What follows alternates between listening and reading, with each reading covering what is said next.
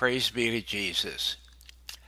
Well, the first article is up on the internet, which is an analysis of Pope Francis's homily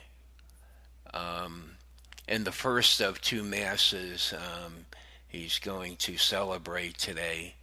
And in all fairness, he does say some good things, and he's always said some good things.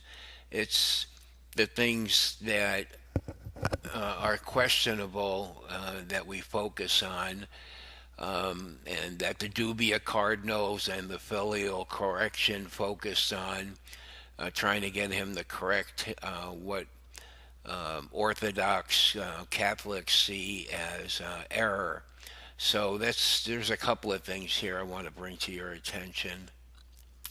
Here is well, the first thing he said, not the first thing in the article, the first thing I want to bring to your attention.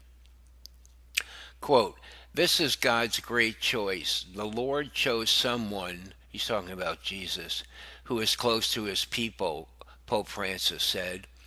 Jesus' incarnation implies inculturalization.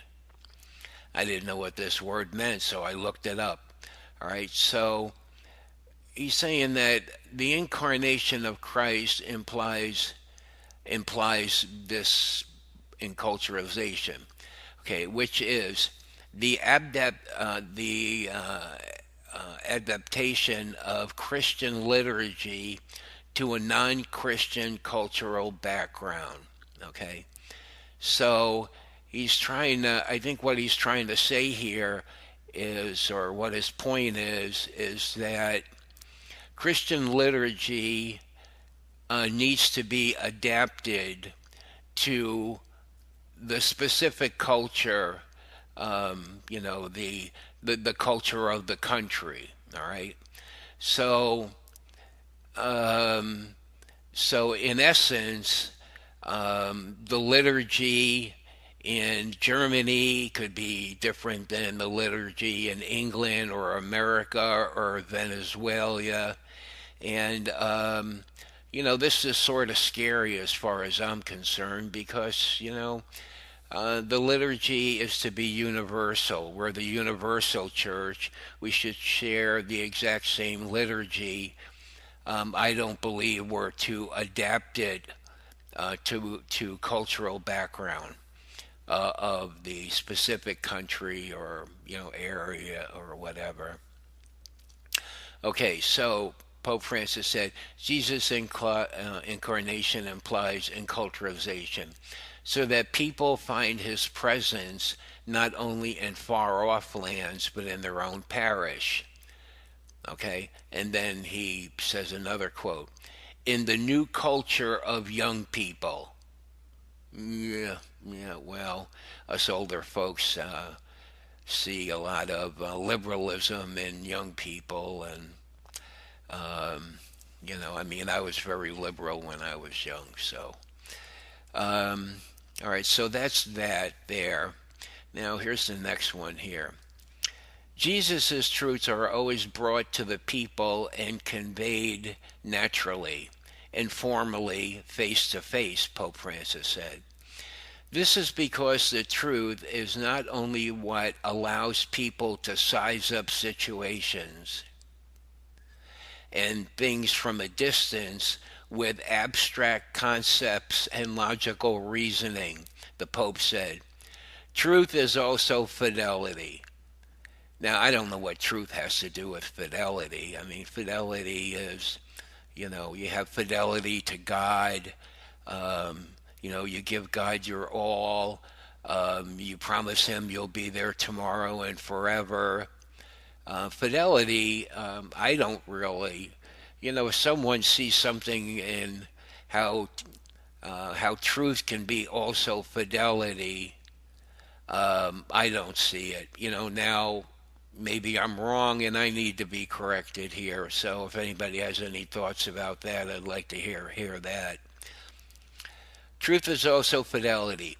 It makes you name people with their real name as the Lord names them before categorizing them or defining their situation.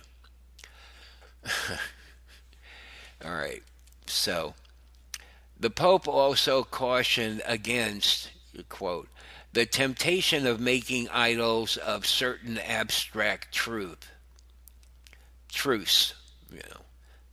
plural. They are comfortable idols within easy reach. They offer a certain prestige and power and are difficult to are difficult to discern. He's saying, I guess he's saying truth is difficult to discern. Um, well, I don't know. Temptation of making idols of certain abstract truths. Well, I mean, he does make the statement that abstract truth actually exists. Um, so I don't know. It's just, sometimes you really scratch your head and you really wonder exactly what it is he's really trying to say. You try to give the Pope the benefit of the doubt. You try to do that with everyone you know. I mean, even your own children or, your parents or whatever, you shouldn't really always think like the worst. Give people the benefit of the doubt. But he makes these sort of hazy statements. So it'll be interesting to see what other sites and other people who are going to write about what he's got to say here in the next couple of days. Making idols of certain abstract truth. All right. Well, the truth, now he goes on to say, the truth idol can distinguish itself, dressing itself up with the words of the gospel. Wow. But in a way that the words will never touch people's heart, he says.